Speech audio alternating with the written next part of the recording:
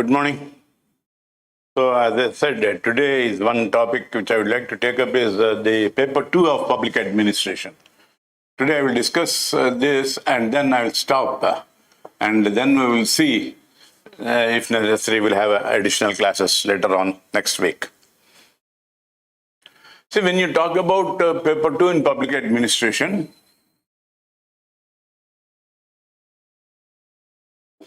this deals with completely Indian administration.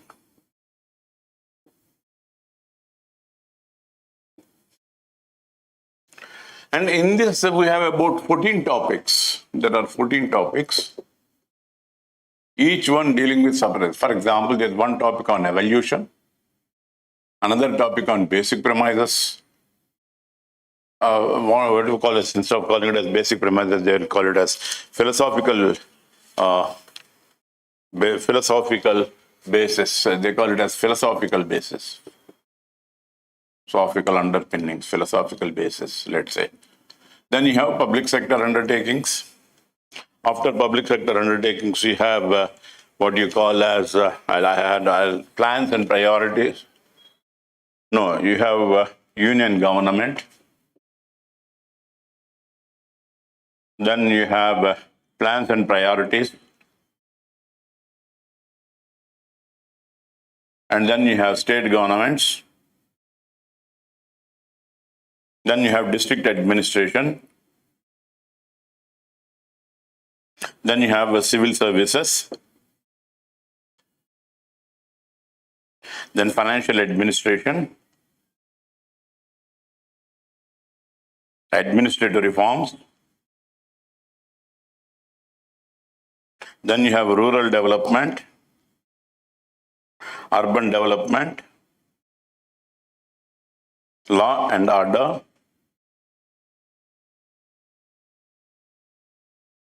and ultimately have issues in the Indian administration. These are the 14 topics that are there.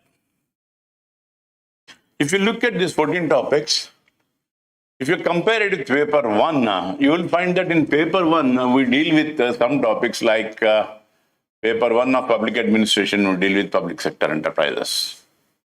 Then we deal with what is called as the civil services.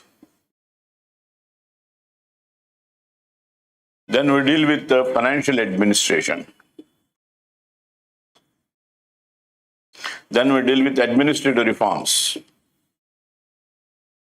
And several issues do come in when we are discussing this. Issues are also there somewhere. So automatically when you are preparing for one paper, you are also preparing for, say, for example, how many topics? 1, 2, 3, 4, 5 topics are covered. That means out of 14, you have only 9 topics to read. And in the 9 topics, you see, for example, when you discuss union government and state government, they are one and the same organization, same arrangement.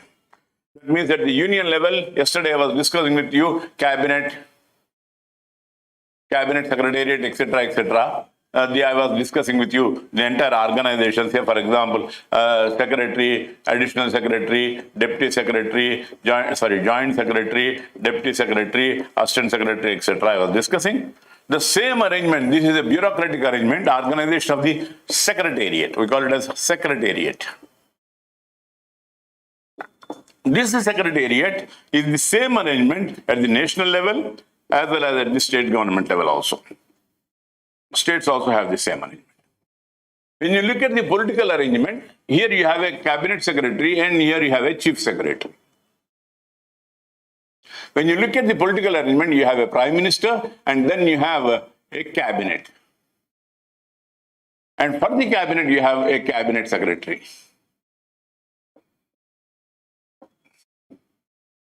And then you have the council of ministers.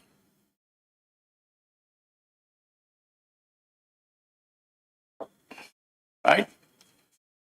We have the cabinet secretary, then you have the council of ministers, then we have the secretaries. Whereas at the state level, you find that there is nothing like a cabinet. There is a chief secretary, there is a chief minister, and the chief minister will have a PESHI, a secretariat of his own, and then you have the council of ministers. So when you are discussing the union government and state government, you are discussing the same arrangement, and you are also discussing the legislature, executive, judiciary, all the three organs, if they are there at the state level. Legislature and executive you discuss. When you are discussing judiciary, you are discussing Supreme Court. Along with the Supreme Court, you also discuss the High Court arrangements, because whatever Supreme Court says, it is a unified judiciary. So whatever the Supreme Court proposes, everything has to be accepted by the High Courts also. So there is one arrangement. Legislature and executive. And here we talk about legislative councils also in some cases. Otherwise, there is nothing like a legislative council. So there is a duplication of union government and state government in paper 2. Excuse me.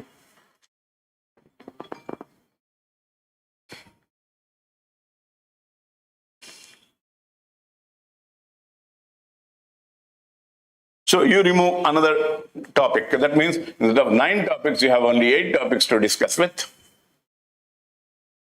Now, another aspect. We talk about rural government or rural development. What are the problems of rural India? Why rural India is called backward or Bharat? People say that, Bharat and India, both are different. India is urban, Bharat is rural. So rural development programs are there. Then we'll discuss under the rural development program, we'll discuss the 73rd constitutional amendment. Excuse me. Hello? Yes? Yes? Sorry, sir. BPV number వస్తుంది. ఎంత వస్తుంది అర్థం కావట్లేదు. 73rd constitutional amendment. And then we discuss urban local governments. In rural governments, we discuss, for example, the what you call the Gram Sabha, Mandal Panchayat, and Zilla Parishad. And previous arrangements also, the history is also there. History is no different. You have a Jilla Parishad, instead of Mandal Panchayat, you had a Panchayat Samiti, then you have a Gram Panchayat, and then you had a Gram Sabha. So some modifications are there. We discuss the same thing. They are functioning, whether they are successful or not after the 73rd constitutional amendment. Then we discuss urban governments. Urban governments are dealt with 74th constitutional amendment. When we discuss constitutional amendment, for 74th urban governments, we discuss, say for example, municipal corporations, municipalities, town area committees, notified areas committees, cantonments, townships, and metropolis, like our GHMC, etc., metropolis we discuss, HMDA, etc. Apart from the forms, the problems that are faced by rural government and the urban government are almost similar. So we discuss the same thing. That means there is another duplication of preparation. So 8 minus 1, that is, you have 7 exclusive topics. In the 7 exclusive topics, first topic is evolution of Indian administration. In the evolution, there are 3 areas that are covered. We say the Mauryan, Mughal, and British.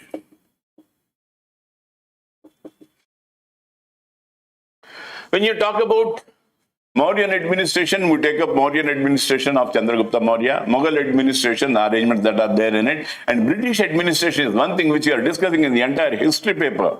Your history paper deals with the British administration in India, modern India history from 1600 to, say, for example, 1947, whatever you are there, the entire history comes into that administrative arrangements. Right? The changes that have taken place from government, East India Company to the Queen, and from Queen to the Secretary of State for India, and so on and so forth. Whatever changes are there till the time of independence, everything is covered in that. So this is also a repetition that you have in it.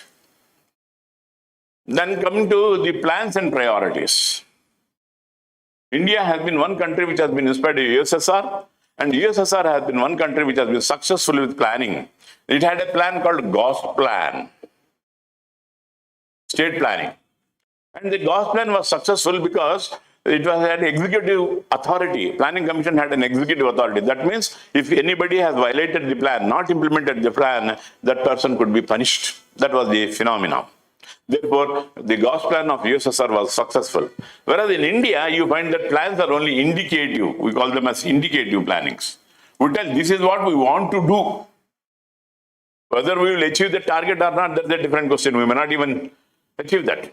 So it is indicative planning, and what are the priorities that have been there right from the first plan to the last plan, 12th plan or 13th plan, whatever the plan that is going on today, we will see that also.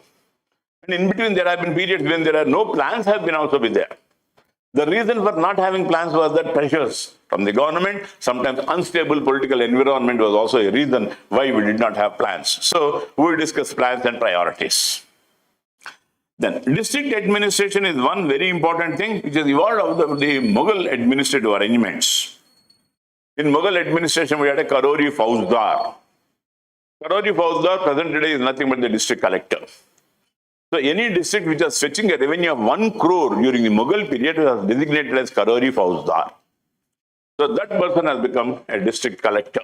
In the modern period of British administration, he has become a district collector. What they say is that district administration is the field agency on which over the entire government of India operates. We have something around 545 districts or something like that. And all administrative focus of all the agencies, ministries at the government level, ministries at the state government of India level, ministries at the state level, everything is focusing on how to carry on the district administration. One peculiarity of district administration is that whatever offices that you see in the state government, whatever departments, whatever ministries, for example, industries ministry, agriculture ministry, then you have welfare ministry, the tribal welfare ministry, whatever ministries that you have, police, for example, all the departments are reflected in the district. So district is nothing but a mini secretariat of the state government.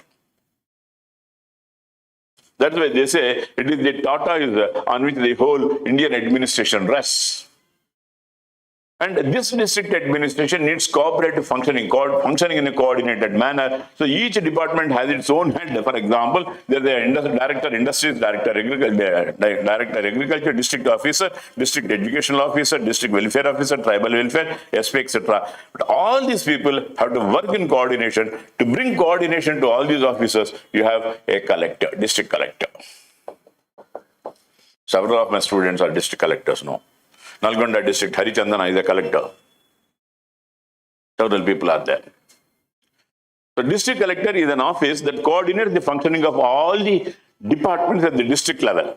At the same time, this district collector is also accountable to every ministry in the state level. That means if there is an agriculture ministry, he is accountable. Welfare, he is accountable. Industries, he will be accountable. Tribal welfare, he is accountable. SP is accountable. Everybody. So this is a very peculiar organization which is like a funnel. That means, at the top level, you are accountable to everybody. At the bottom level, you are the boss of everything. You are the boss and you are the subordinate.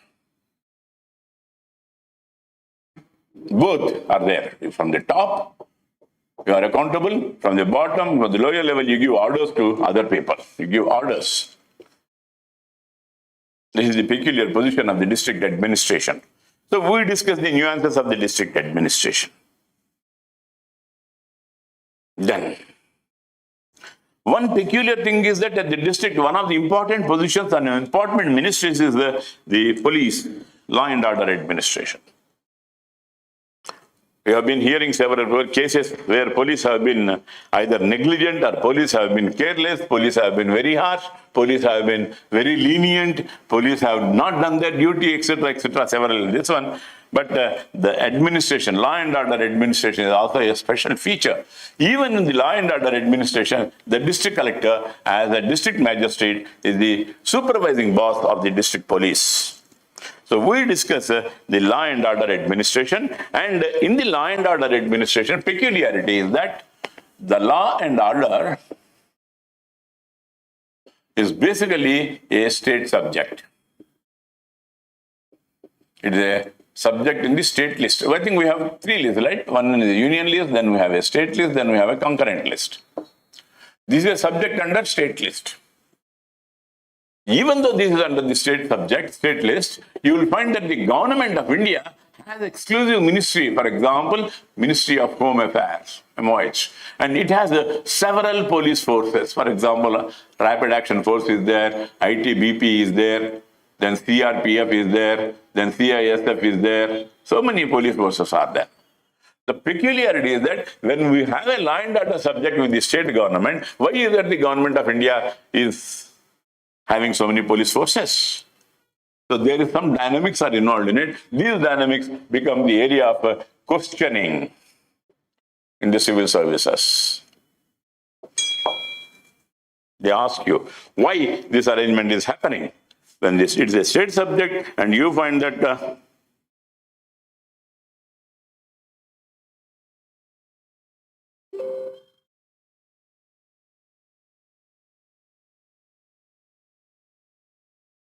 it is a state subject and you find that the government of India is dominating. It's so much dominating that if you want to do anything, you have to ask the government of India. One reason why is that any law that is made by the Parliament of India is applicable throughout the country, law by Parliament. And several laws, for example, Criminal Procedure Code, IPC, etc., all laws are framed by the Parliament of India, which are applicable throughout the country. Therefore, you find that the government of India plays an important role in this. For example, terrorism. And whenever we talk about terrorism, we say there is something called cross-border terrorism. And for cross-border terrorism, the government of India is the only agency which can go out of the country and hit the roots, whereas state governments do not have that authority. And one more thing is that the way government of India is increasing its role is that coordination between state police of, say, for example, Andhra Pradesh and Telangana, or coordination between the police of Andhra Pradesh and Orissa, or Orissa and Bihar, UP and Bihar, coordination is necessary. That is another reason why you find that government of India is playing a very crucial role. Modernization of police forces is the responsibility. Purchasing guns and arms, etc., is the responsibility of the government of India. So you find that there are several reasons why government of India plays a dominant role in a subject that is state. These are the dynamics that are there in law and order administration. Then issue areas. Actually, the syllabus lists some issue areas like corruption, etc., but the issue areas are dynamic phenomena. What is an issue today may not be an issue tomorrow. Today, say for example, one nation, one election may be an issue. Tomorrow, something else, police brutality might be an issue. Then sometimes later on, the election process might be an issue. Sometimes later on, women's rights may be an issue. Sometimes later on, men's rights may be an issue. We don't know what would be the issue. Technology also could be an issue. What to do with technology? For example, nowadays you have AI. What do you do with that?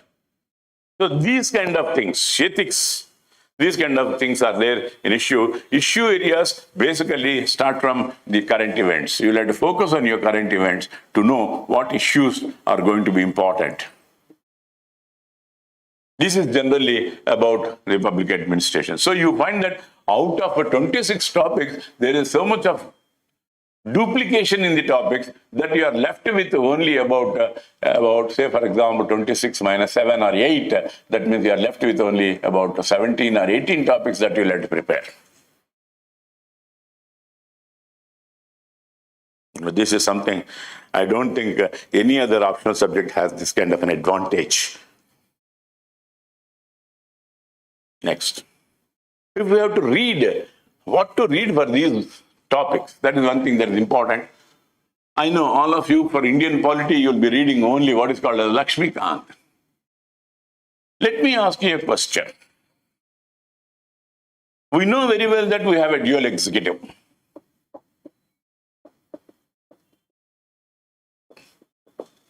One is de jure, other is de facto. One is the President of India, that is the Prime Minister of India. What is the need for having these two? Why can't we remove the office of the President and say that we have only one Prime Minister of India who shall rule the entire country? Or why not we remove the Prime Minister of India and say there should be only a President of India? These kind of questions are not answered. These require a kind of analysis of the Constitution. These kind of aspects are not dealt with by Lakshmikant. Therefore, I would like you to read some other book. I will tell you what a book that you'll have to read after explaining why we have a de jure and a de facto. De jure and a de facto. As example, that's all. In the election of President of India, you will find that there is an electoral college. And the electoral college is comprised of members of parliament, both houses, RS and LS, elected members. Then you have members of legislative assemblies.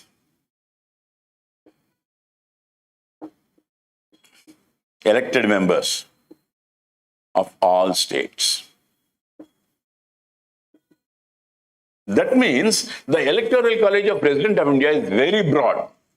He is accepted at the national level. He is also accepted at the state level. All the states, 29 states also accepted because all legislative assemblies have voted for him.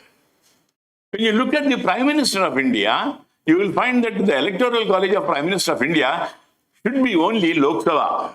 He is elected by the members of the Lok Sabha. Not all members of the Lok Sabha, only majority party members.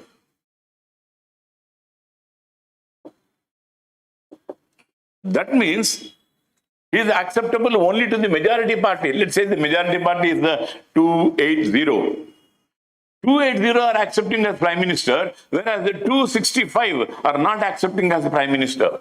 They have no role in it, and the states have no role in it. So, if something has to be done for the entire country, if country has to respond to a particular issue, then if the Prime Minister gives an order, it might not be accepted because states may have a different kind of an arrangement. On the other hand, if this order comes via the President of India, who is head of the state, it is accepted by all the states. That is why any direction, any order given by the government of India is always given in the name of President of India, President of the Republic. Most of you have passports. If you look at the first page of the passport, it is the President of India who is requesting permission for you to be given the entrance to various countries. Everything is done in the name of President of India, not in the name of Prime Minister of India. No order is issued in the name of the Prime Minister of India. Everything is only issued in the name of President of India. Further, it is a federation. India is a federation. That means in a federal setup, we talk of states having some autonomy and the government of India having some autonomy. States have their own state list of subjects. Government of India has its own union list of subjects. States have elected legislative assemblies. Government of India has its own parliament. Right? Now,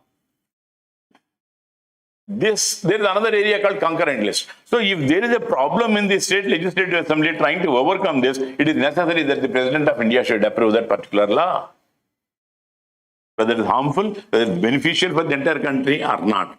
So you find that the President of India, though people say he is a rubber stamp, in reality he is an officer of the state. He is not a rubber stamp. If you see his powers, he has got discretionary powers. I was listening to some classes somewhere. They were saying that President of India does not have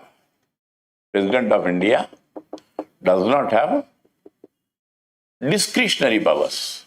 How silly it is. Very silly.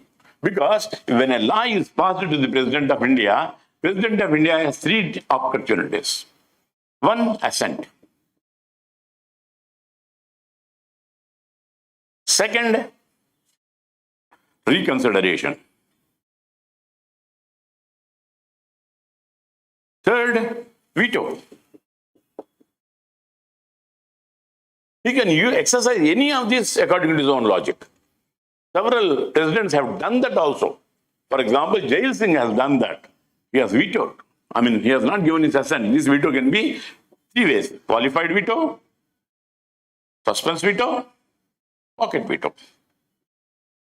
There are no three vetoes, mind you, my friends. There is only one.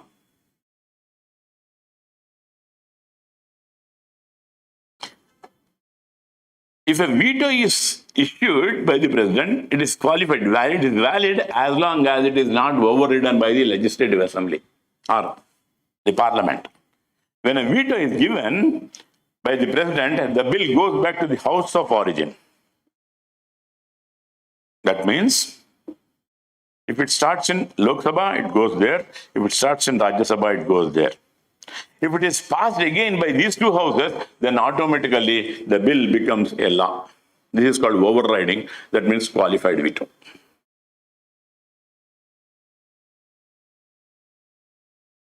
Sometimes this is also called as absolute veto.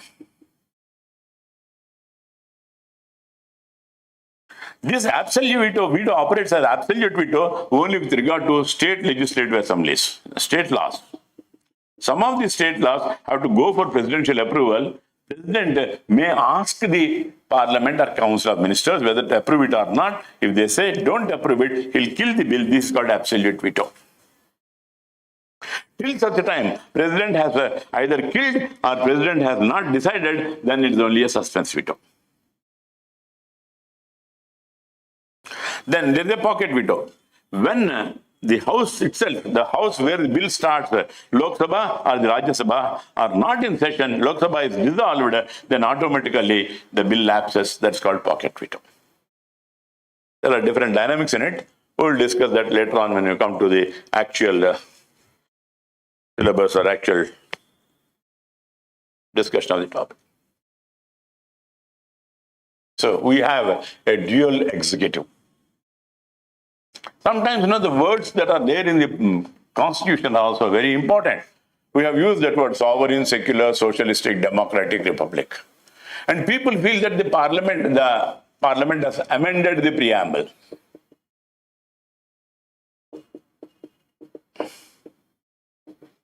Why did we amend the preamble? People believe that. Originally, the preamble has only sovereign, sovereign, democratic republic. Only three words were there. It was sovereign, democratic republic. Then we added secular, then we added socialistic. Then we added unity and integrity also.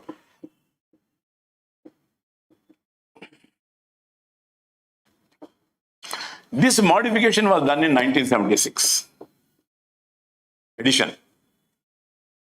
Does it mean that prior to that there was no secularism in the country? There was secularism. Does it mean that prior to this amendment there was no socialism in the country? There was socialism.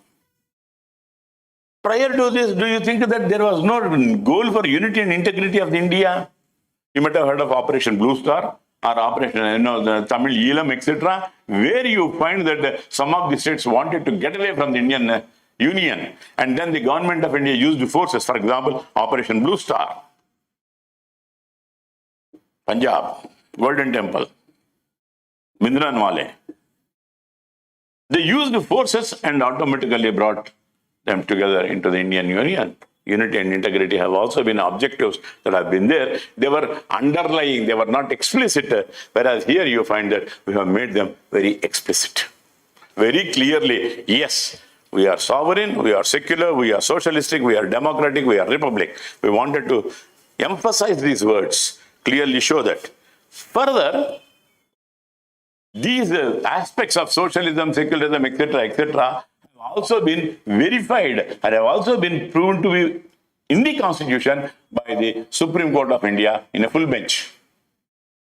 Supreme Court of India, while discussing the issues, certain issues, created what is called as a basic structure.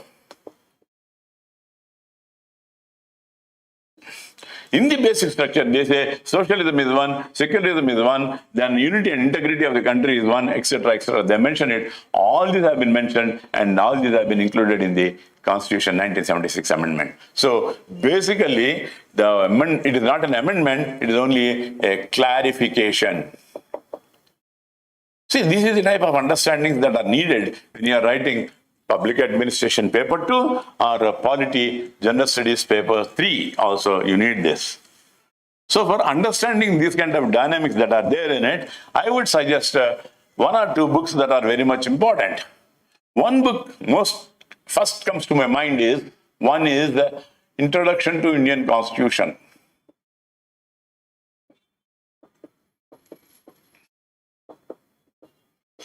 When I say this Introduction to Indian Constitution, people talk about D.D. Basu, Durga Basu. D.D. Basu book is a legal jargon. It is something, he was a judge, and he writes in a legal terminology. I know very well that many people don't even understand the legal terminology. You can't understand the language of the law. Law is so complicated, that way there are so many loopholes and every criminal is escaping. So let us not bother about this. Introduction to Indian Constitution. Then what should we read? There is a book by M.V. Piley, a professor of law, who has written in a very simple manner about the dynamics that are there in Indian Constitution. The dynamics that I mentioned about de jure and de facto are also there in this book, Indian Constitution, Introduction to Indian Constitution by M.V. Piley. The same author has another book, another edition, India's Constitution. You can go either of these two books. They are more than enough. Then another book I would suggest is a brief version, abridged version of, for example, Indian Constitution.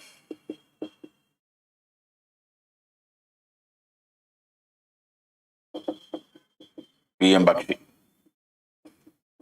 This is good for understanding, clarifying. If you have a doubt about the functioning of the Constitution, you go to this, you will be able to understand what the actual Constitution words are, what they say. So P.M. Bakshi is one book that you need to keep along with you. When, as I told you yesterday, there is another book, Public Administration by Sadhana and Sharma, which deals with almost all the aspects of Indian administration also.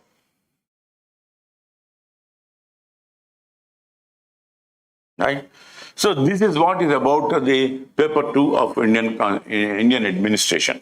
Of course, we'll give you some material where you need to read, but the most of these aspects are your understanding only. We explain the Constitution, philosophical backing of philosophical understanding. We come out with that, we discuss what are the basic elements, and we tell you. See, when we are discussing the syllabus, we are only discussing what is called as the backbone of the syllabus. We are discussing the backbone of the syllabus. Both papers. So if you talk of a backbone, backbone is always like this, right? So this is your backbone. And from the backbone, several bones, several other things come and emerge. Your rib cage, etc., everything comes from the backbone. And then you have all this. So these elements are also important. These are elements are peripheral matters. These peripherals are also very important. So when we discuss this basic, we also tell you how to go about dealing with these peripheral aspects also. Therefore, your preparation would be comprehensive. It is not enough if you listen to the lectures that are being given here. It is very important that you also go back and discuss or read what has been discussed here, what has been taught here, and then come out with your questions. Many people have many doubts and they don't even clarify their doubts.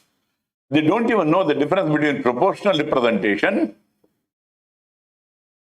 and preferential treatment, preferential voting.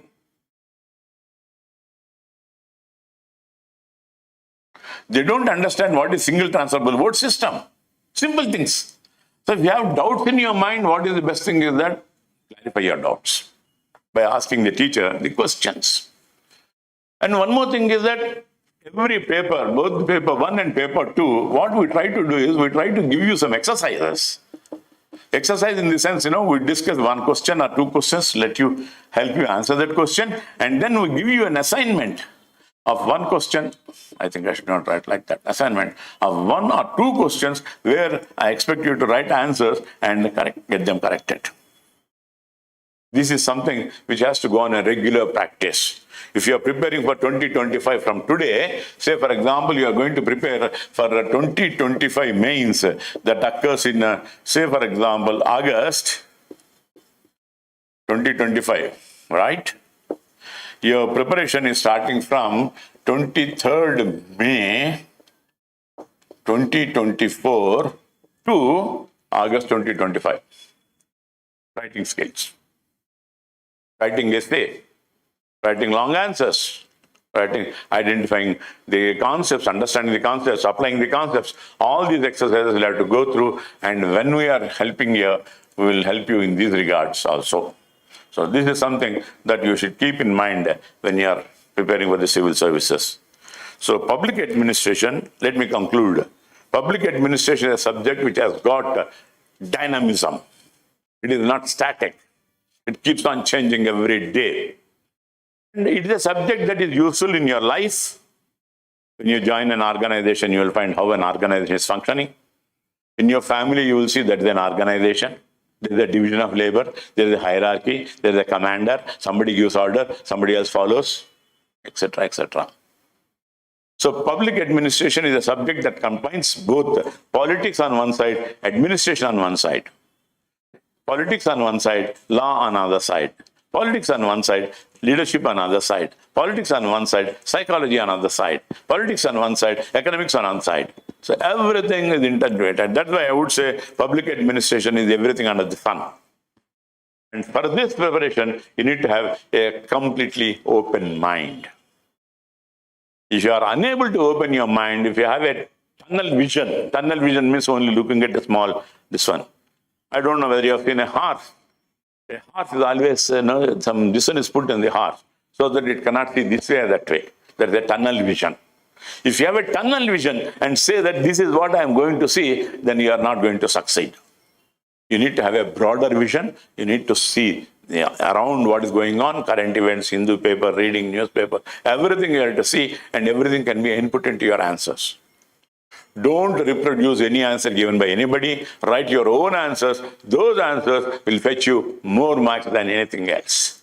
So this is what I wanted to tell you. I know most of you are not here. Maybe you are hearing me somewhere else online. But anyway, this is what I wanted to tell you today. And we'll meet you later on at some other time when you are ready for the classes. Or if you need anything, I am on Instagram also. So if you need anything, you can give a question on Insta, or you can give a question on Analog IAS, whatever is that, that also you can Twitter, I suppose. Telegram, sorry, not Twitter, Telegram, I suppose. You can give your questions on Telegram or in Instagram. I will try to respond wherever possible in whatever it is. So I think, thank you very much for listening to me for these 4 days. So we'll meet some other day when we can discuss elaborately on something else. Thank you.